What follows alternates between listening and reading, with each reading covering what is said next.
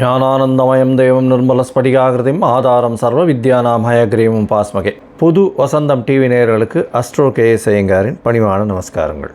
வார பலன் 29/4/2024 5/5/2024 வரலும் உண்டான வாரத்திற்கு மேஷம் முதல் மீனம் வரை என்னென்ன பலன்கள்னு பார்ப்போம். முதல்ல இந்த வாரத்தில் இருக்கக்கூடிய கோல்சாரம் என்ன, இந்த வாரத்தில் வரக்கூடிய விசேஷ நாட்கள் என்ன, இந்த வாரத்தில் எந்தெந்த ராசிக்காரர்களுக்கு சந்திராஷ்டமம், இது வழியாக பார்க்கலாம். முதல்ல இந்த வாரத்தினுடைய கோல்சாரம் அப்படின்னு பார்க்கும்பொழுது காலபுருஷ தத்துவத்தின் முதல் ராசியான மேஷ ராசியில் சூரிய பகவான், ஏன்னா சித்திரை மாதத்தில் இருக்குது, சூரிய பகவான், சுக்கிரன், குரு 3 கிரகங்கள் இந்த வாரத்தில் 6ஆம் இடத்துல, அதாவது ஆரம்பிக்கும் பொழுது பார்த்தோம்னா இந்த வாரம் ஆரம்பிக்கும் பொழுது கன்னியா ராசியில் கேது பகவானும், சனி பகவான் கும்பத்திலையும், செவ்வாய், புதன், ராகு இந்த 3 கிரகங்கள் மீனத்திலையும் இருக்கக்கூடியது இந்த வாரத்தினுடைய விசேஷம். இந்த வாரத்தில் பெயர்ச்சின்னு பார்த்தீங்கன்னா வருட கிரகமான குரு பகவான் மேஷத்திலிருந்து ரிஷபத்துக்கு போகிறார். 1/5/2024 சாயந்தரம் ஒரு 5:30 மணிக்கு கிருத்திகை 1ஆம் பாதத்திலிருந்து கிருத்திகை 2ஆம் பாதத்திற்கு மேஷராசியிலிருந்து ரிஷபராசிக்கு போகிறார். தனியாக குரு பெயர்ச்சி பலன்கள் போட்டிருக்கேன், அதையும் பாருங்க ஒரு ராசிக்கும். சந்திர பகவான் இந்த வாரத்தில் பூராட நட்சத்திரம் தனுசு ராசியிலிருந்து ரேவதி நட்சத்திரம் மீன ராசி வரலும் போகிறார். அதாவது தனுசு, மகரம், கும்பம், மீனம் 4 ராசிகளுக்கு போகிறார். இந்த வாரத்தில் பார்த்தேனால் வரக்கூடியது, இந்த வாரத்தில் ஆரம்பிக்கும் பொழுதே சஷ்டி திதி, அதாவது 29ஆம் தேதி அன்னைக்கு சஷ்டி திதி. சஷ்டி திதியில் விரதம் இருப்பவர்களுக்கு சஷ்டியில் விரதம் இருந்தால் அகப்பையில் வரும் அப்படின்னு சொல்லக்கூடியது குழந்தை பிராப்திக்கு மிகவும் ஏற்றமான காலகட்டம். இதை தவிர முருகனுக்கு வழிபாடு மிகவும் ஏற்றம். அதாவது முருகப்பெருமானை நினைத்து சஷ்டி திதி என்று விரதம் இருப்பவர்கள் நினைத்த காரியம் கைகூடும். இந்த வாரத்தில் பார்த்தலையானால் 1/5/2024 அன்றைக்கி குரு பெயர்ச்சி பலன்கள். குரு பகவான் மேஷராசி கிருத்திகா நட்சத்திரம் 1ஆம் பாதத்திலிருந்து கிருத்திகா நட்சத்திரம் 2ஆம் பாதம் ரிஷபராசிக்கு போகிறது பெரிய விசேஷம். இதன் மூலியமாக அவருடைய பார்வையும் அவர் இருக்கும் இடத்தை வைத்தும் பார்வை பலனை வைத்தும் ஒரு ராசிக்கும் தனித்தனியாக மேஷம் முதல் மீனம் வரை உண்டான ராசிகளுக்கு உண்டான பலன்களை போட்டிருக்கேன், பாருங்கள் அவசியமாக. இந்த வார கடைசியான 4ஆம் தேதி, அதாவது இந்த வாரம் சனிக்கிழமை 4ஆம் தேதி அன்றைக்கி பார்த்தோம்னா 4/5/2024 அன்றைக்கி ஏகாதசி. இந்த ஏகாதசி விரதம்ன்றது வைஷ்ணவர்களுக்கு மிகப்பெரிய ஏற்றம். அதாவது இது கிருஷ்ணபக்ஷ ஏகாதசி, மூவிங் டுவர்ட்ஸ் அமாவாசை, அதனால் கிருஷ்ணபக்ஷ ஏகாதசி இது மிகப்பெரிய விசேஷம். பாப விமோசன ஏகாதசின்னு பேர். இந்த விரதம் இருப்பவர்கள் எந்த விதமான பாவங்களாக இருந்தாலும், தவறு எந்த ஒருத்தருக்கு பண்ணியிருந்தாலும் அதை போக்கக்கூடிய பாப விமோசனி அப்படின்னு சொல்லக்கூடிய ஏகாதசி.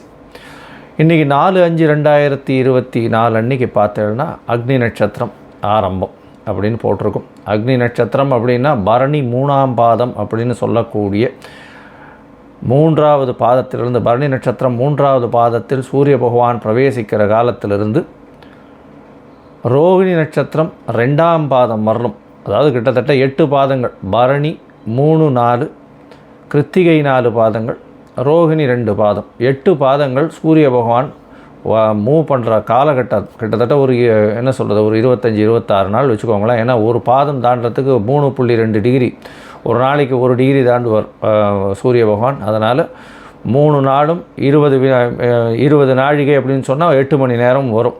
அதனால் 8 பாதங்கள் தாண்டணும் அப்படின்னா கிட்டத்தட்ட அவர் 25-26 நாள் ஆகும்.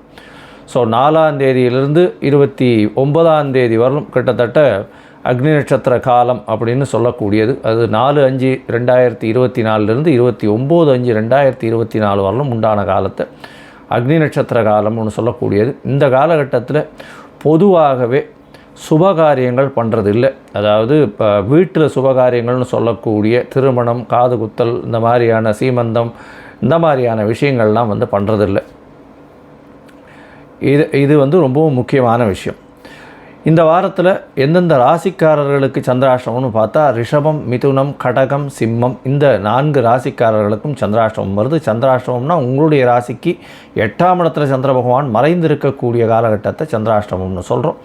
சந்திர பகவான் மதிகாரகன், மறைந்திருக்கக்கூடிய காலத்தில் மதி மயங்கக்கூடும், தவறான முடிவுகள் எடுக்கக்கூடிய வாய்ப்புகள் உண்டு. அதனால் முடிஞ்ச வரலும் புதிய முயற்சிகளில் ஈடுபட வேண்டாம். வெளியூர் வெளிமாநிலம் பிரயாணம் வேண்டாம். ஒருவேளை நீங்கள் பண்ண வேண்டிய கட்டாயத்தில் இருந்ததே ஆனால் சந்திர பகவானுக்கு உண்டான எளிய பரிகாரம்னு சொல்லக்கூடிய பால், அதாவது பால் இல்லைன்னா நீர் மோர் இதெல்லாம் வந்து தானம் கொடுங்க. ஏன்னா இப்போ வெய்ய காலம் வேறு, நீர் மோர்லாம் வந்து கொடுத்தலையானால் வழிபோக்கர்களுக்கு சந்திராஷ்டமத்தின் தாக்கம் நிச்சயமாக குறையும். சரி, இப்போ மேஷம் முதல் மீனம் வரை 29/4/2024 5/5/2024 வரை உண்டான வாரத்திற்கு எப்படி இருக்குன்னு பார்ப்போம். அதற்கு முன்னாடி என்னுடைய மொபைல் நம்பர் கீழே ஸ்க்ராலிங்கில் போயின்னு இருக்கோம். உங்களுக்கு அஸ்ட்ராலாஜிக்கல் கன்சல்ட் தேவைப்பட்டதுன்னா எனக்கு காண்டாக்ட் பண்ணுங்க. உங்களுடைய date, time, place of birth, உங்களுடைய நேம், பேரண்ட்ஸ் நேம் அனுப்பிச்சலையானால் உங்களுடைய ஜாதகத்தை போட்டுட்டு அதில் சந்தி இருக்கான்னு முதல்ல பார்த்துட்டு, அதாவது நட்சத்திர சந்தி, பாத சந்தி, ராசி சந்தி, லக்ன சந்தி, எந்த சந்திகள் இருக்குன்றதை பார்த்துட்டு, அதை தவிர வந்து ராகு கேத்துவில் வந்து எந்த கிரகங்களும் அடைப்பட்டிருக்கா இல்லை சேர்ந்து இதுவாகிருக்கா அப்படின்றதையும் பார்த்துட்டு, உங்களுக்கு உண்டான தசாபுக்தி அந்தரம் சூக்ஷ்மத்திற்கு என்ன பலன்கள் அப்படின்றதையும் பார்த்துட்டு, இன்றைய கோல்சார பிரகாரம் எந்த பலன்கள் வருது அப்படின்றதையும் பார்த்து என்னுடைய கட்டணம் என்னன்றதையும் தெரிவிக்கிறேன். அதை போட்டதுக்கப்புறம் நான் உங்களுக்கு அப்பாயின்மெண்ட் கொடுத்து சொல்கிறேன். இப்போது மேஷம் முதல் மீனம் வரை 29/4/2024 5/5/2024 வரை உண்டான பலன்களை பார்க்கலாம். கன்னி, உத்தரம், ஹஸ்தம், சித்திரை இந்த 3 நட்சத்திரம் 9 பாதங்களை கொண்ட ராசி. ராசியின் அதிபதி புத பகவான் ராசிக்கு 7ஆம் இடத்துல நீச்சப்பட்டு போயிருக்கார். இவ்வளவு நாளாக வந்து நீச்ச பங்கத்தில் இருந்தார், இப்போ நீச்சப்பட்டு 7ஆம் இடத்துல போயிருக்கார். அதனால் எதிர்பாலினத்தவரை நம்ப வேண்டாம். பார்ட்னர்ஷிப் பிஸ்னஸில் ஜாகிரதையாக இருக்கிறது நல்லது. உங்களுடைய அதாவது நண்பர்கள் மூலியமாக சிறு சிறு தொல்லைகள் வரக்கூடிய வாய்ப்புகள் உண்டு. இருந்தாலும் இந்த வாரத்தில் ஒரு பெரிய ஏற்றம் என்னென்னா 1ஆம் தேதி அன்னைக்கு குரு பகவான் உங்களுடைய ராசியை பார்க்க போகிறார். அதாவது உங்களுடைய ராசிக்கு 9ஆம் இடத்துல வந்துட்டு உங்களுடைய ராசியை பார்க்குறது பெரிய விசேஷம். ஓடி போனவனுக்கு 9ல் குருன்னு சொல்லக்கூடியது இந்த கன்னியா ராசிக்காரர்களுக்கு ஏற்பட போகிறது. குரு பயிற்சி பலன்கள் தனியாக போட்டிருக்கேன், அதை பாருங்கள். கன்னியா ராசிக்காரர்களுக்கு மிகவும் அமோகமாக இருக்கக்கூடிய காலகட்டமாக இந்த குரு பயிற்சி அமைய போகிறது. இந்த வாரத்தில் பார்த்தீங்கன்னா உங்களுடைய ராசியிலேயே கேது பகவான் இருக்கிறதுனால உடல் நலத்தில் பிரச்சனைகள் இருக்கும். இப்போ குரு பகவான் பார்க்குறதுனால அந்த பிரச்சனைகள் எல்லாம் விலகக்கூடிய வாய்ப்புகள் மிகவும் அதிகம்.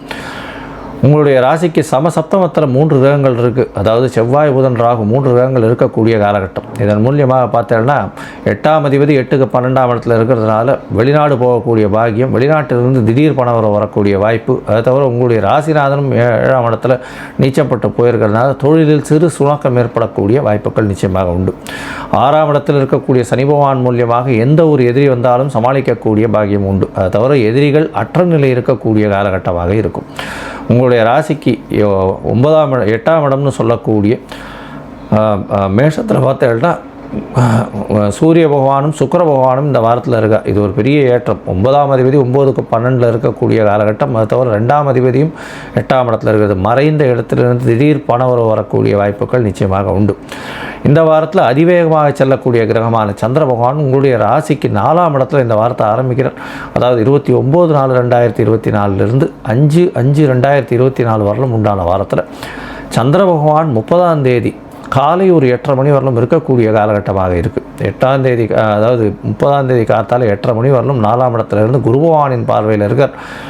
இந்த வாரம் பார்த்தாலேயானால் குரு பகவான் 2ஆம் தேதி வரலும் பார்த்தீங்கன்னா, அதாவது சந்திர பகவான் 2ஆம் தேதி உங்களுடைய ராசிக்கு 5ஆம் இடத்துக்கு போகும்பொழுதும் குரு பகவானால் பார்க்கப்படுறார். இதன் மூலியமாக வந்து 29ஆம் தேதியிலிருந்து 2ஆம் தேதி மதியம் ஒரு 3 மணி வரலும் பார்த்தோம்னா சந்திர பகவான் குரு பகவானின் பார்வையில் இருக்கிறது பெரிய விசேஷத்தை கொடுக்க போகிறது. 4ஆம் இடத்தில் இருக்கும்பொழுது சந்திர பகவான் குரு பகவான் பார்வையில் இருக்கிறதுனால திடீர் பண யோகம் வரும். வெளியூர் வெளிமாநில பிரயாணம் வரக்கூடிய வாய்ப்புகள் உண்டு.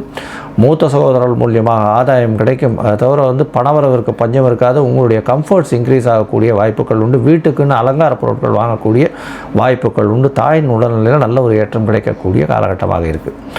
உங்களுடைய ராசிக்கு 5ஆம் இடத்தில் சந்திர பகவான் போகும்போது குருவின் பார்வை இருக்கும். குழந்தைகள் மூலியமாக நல்ல ஒரு ஏற்றமான செய்தி வரும்.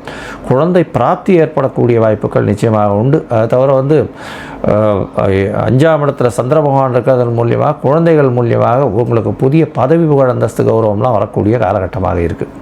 உங்களுடைய ராசிக்கு 6ஆம் இடத்துல சந்திர பகவான் போகிறார். புனர்ப்பு யோகம் அமைகிறது. 11ஆம் அதிபதி 6ஆம் இடத்துல போகிறதுனால வேலையில் வந்து திடீர்னு ஒரு ஏற்றம் கிடைக்கக்கூடிய, ப்ரமோஷன் கிடைக்கும். பணவரவிற்கு பஞ்சம் இருக்காது. பணவரவில் பெரிய ஏற்றம் கிடைக்கக்கூடிய காலகட்டமாக இருக்குது.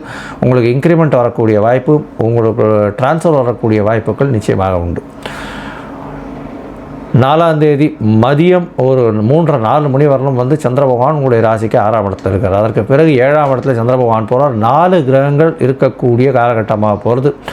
சந்திரன், செவ்வாய், புதன், ராகு 4 கிரகங்கள் இருக்குது. 11ஆம் அதிபதி 7ஆம் இடத்துல போய் இருக்கிறதுனால கண்டிப்பாக பார்ட்னர்ஷிப் பிஸ்னஸில் ஒரு ஏற்றம் கிடைக்கக்கூடிய காலகட்டமாக அமைய போகிறது. சந்திரமங்கல யோகம் வரக்கூடியதுனால நல்ல ஒரு ஏற்றம் கிடைக்கும். இந்த கன்னியாராசிக்காரர்கள் ஐடி ப்ரொஃபஷனில் இருக்கிறவங்க, அதை தவிர வந்து கணிதத்துறை, டாக்குமெண்டேஷன், இந்த லைப்ரரி, அந்த மாதிரியான விஷயங்கள், நுண்ணறிவு அப்படின்னு சொல்லக்கூடியது, அதை தவிர வந்து இந்த நியூராலஜி, அந்த மாதிரியான விஷயங்கள், அதை தவிர இந்த ஆர்ட் டைரக்டர்ஸு, கவிஞர்கள், கதை எழுதுகிறவங்க, கட்டுரை எழுதுகிறவங்க, இவங்களுக்கெல்லாம் பெரிய ஏற்றம் கிடைக்கக்கூடிய வாரமாக இந்த வாரம் அமையிறது.